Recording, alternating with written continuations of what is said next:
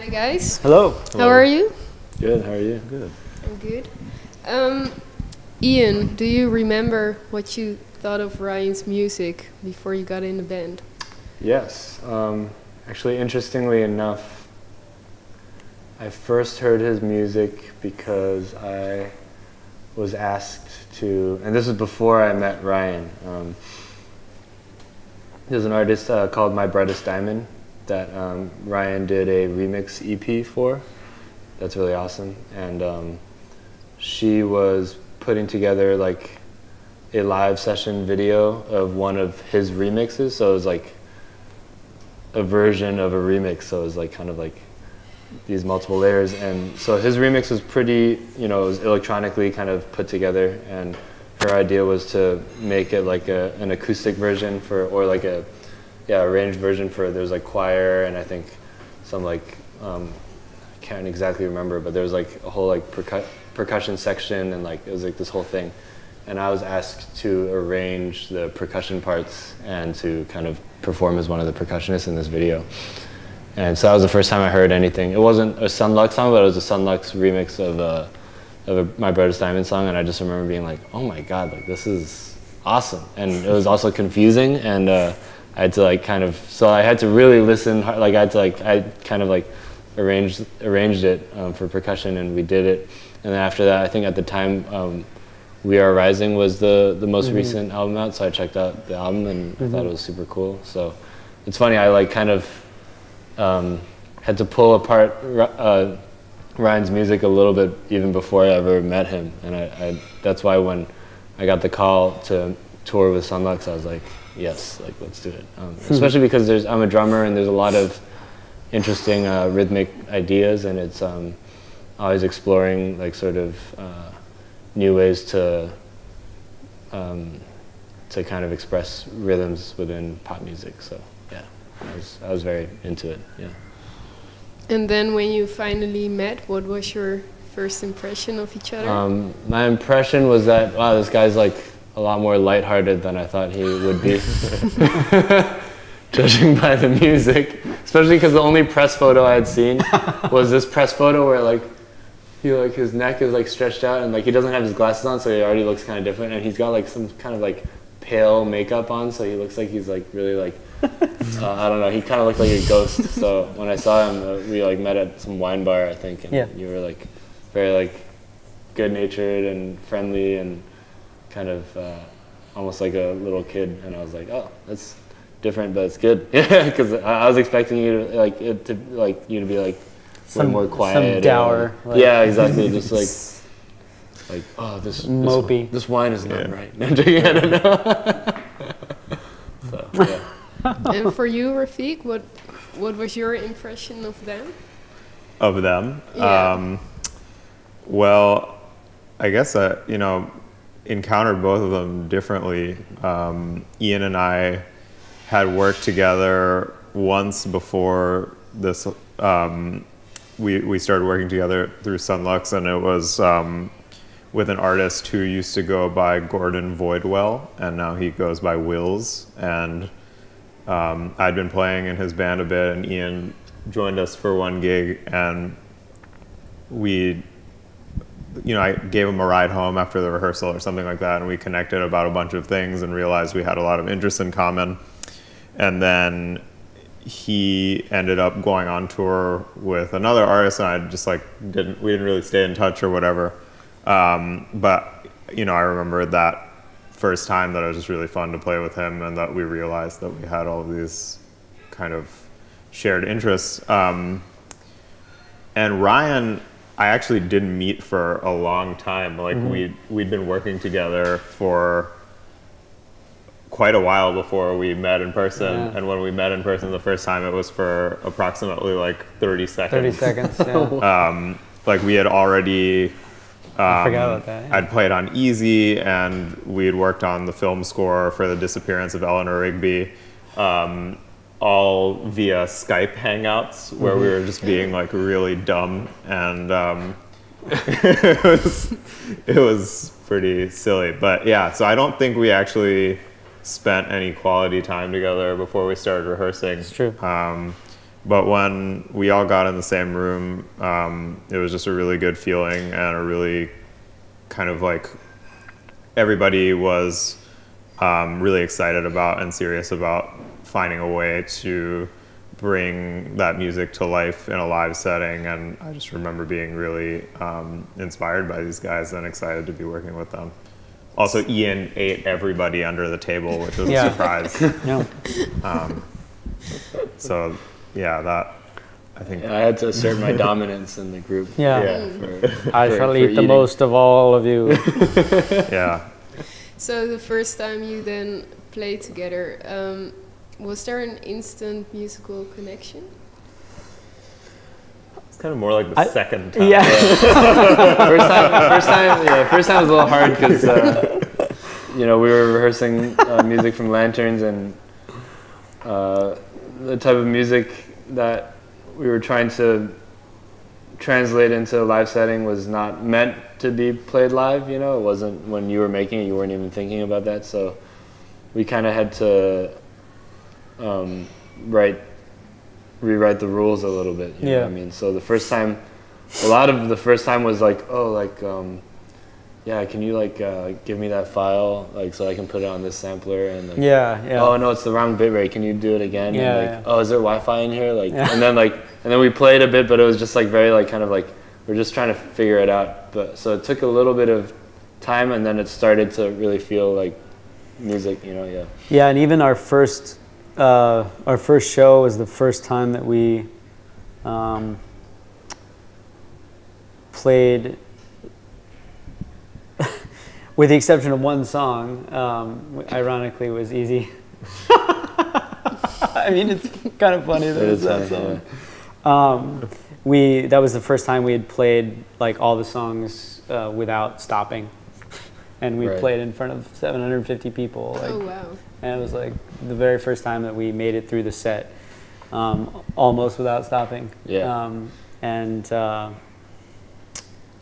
So yeah, but the second time, I think when we were on stage together, that's when I started having fun. Started having fun. Our like, which is very quick. And after that show, we met a gentleman in Cologne who was very enthusiastically supportive. And, and I was like, yeah, maybe he's right. Maybe we should keep doing this. He was very enthusiastically supportive. Anyway, But you were alone first. You played music alone. What was it like then, now that you are a trio? Was it hard maybe in the beginning?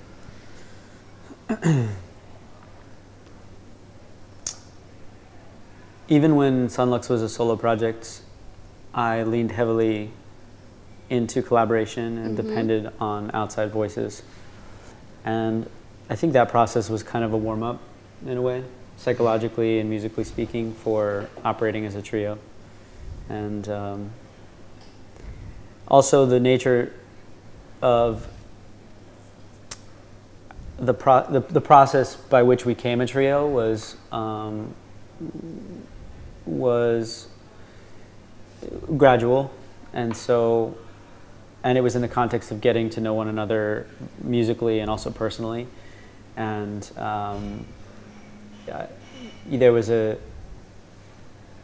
process of gaining trust in one another that I think kind of facilitated an easier process into becoming a trio. I wanna, before we talk about the new record, how do you look back on the previous record?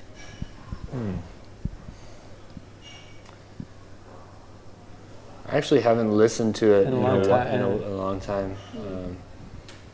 Yeah, and also we play, when we perform live, we change things pretty drastically. Or some songs wind up being changed pretty drastically for the stage. And so I'd say we're so much more familiar with the live iterations of the songs that I think we'd all be surprised going back to listen to the record. I sometimes work on new versions of songs from the record. You know, if sometimes I'll use different things for film or for an advertisement or something. And in those cases, I return to the recordings and I work with them and change them as needed for the new purpose. And so I probably have a better kind of feeling for some of those songs, having returned to them recently. But I think time is moving really fast in my mind. So, and because we've just had a really intense period of writing an album and recording an album, which was followed by a really intense period of touring. There are these like additional life cycles that have happened since making the last record, and which was Bones. And I think it's like this flash of light. Like I can't really remember. In some ways, I can't even really remember making that record. The record Bones. Yeah, yeah. Why do you think that is? Well, we did make it on the road a lot. So like a lot of it was made just like in a very inelegant and not sexy way in the back of a van, you know, just like propped up cases, you know, between our legs with the laptop sitting on top and like a hard drive duct taped to like some random thing to, it was very, so it was made in the context of touring Lanterns, the previous record, which is the first, which was our first album cycle, like that we toured together. And so everything was, so much was new and so much was happening, and it was hard to, and because we were developing a new process together and experimenting a lot, kind of all blends together, the touring and the making of the record. So for the new record then, what sort of place were you in when you started writing? And when did you start writing it? Well, some songs started a lot, like kind of really early. Some songs started when we were touring Bones. Yeah. And also, it's important to note that there's like, we were kind of writing, so we're kind of, especially Ryan is always writing. There was a bunch of stuff that we were writing that we thought would be the new album, but it ended up being an EP that we put out called Remedy.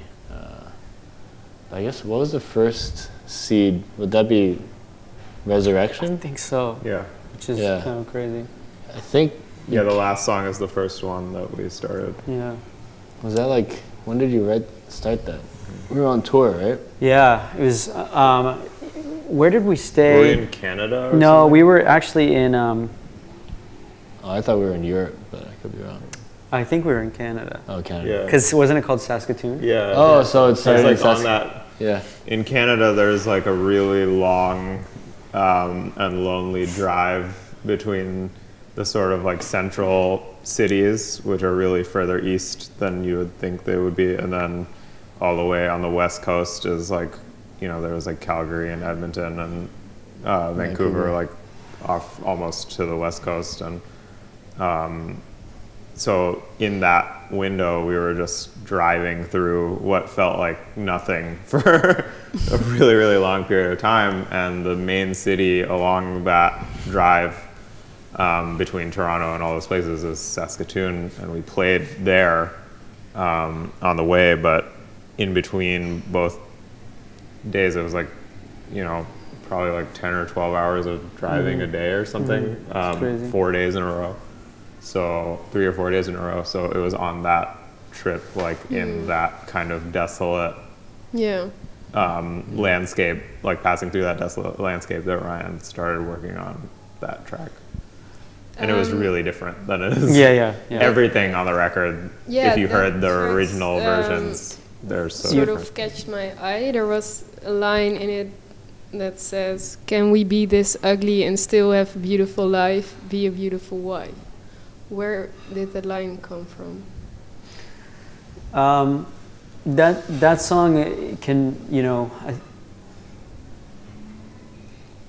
you can view many of these songs, especially on this record, I think, as having one meaning or the opposite of that meaning. I think this song is an example of one of those songs on the record where there's sort of an inherent duality to its meaning, and depending on your perspective, it could mean entirely opposite things. For me personally, and my viewpoint on the song is only just my viewpoint. The music exists beyond me, of course.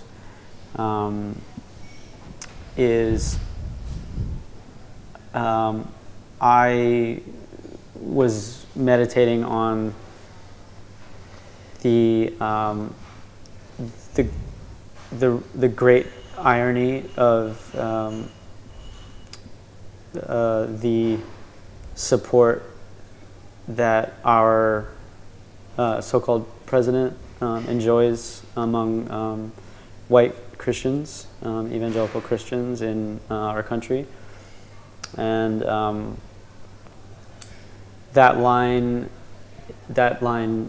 is, I think, is a pretty explicit reference to that.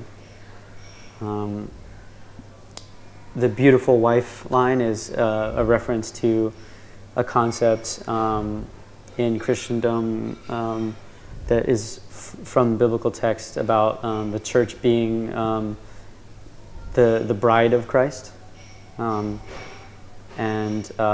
So it seemed like, you know, essentially I'm asking, can we be this ugly and still be a beautiful wife? Interesting. But I think you can, you know, bring your own associations to the line as well.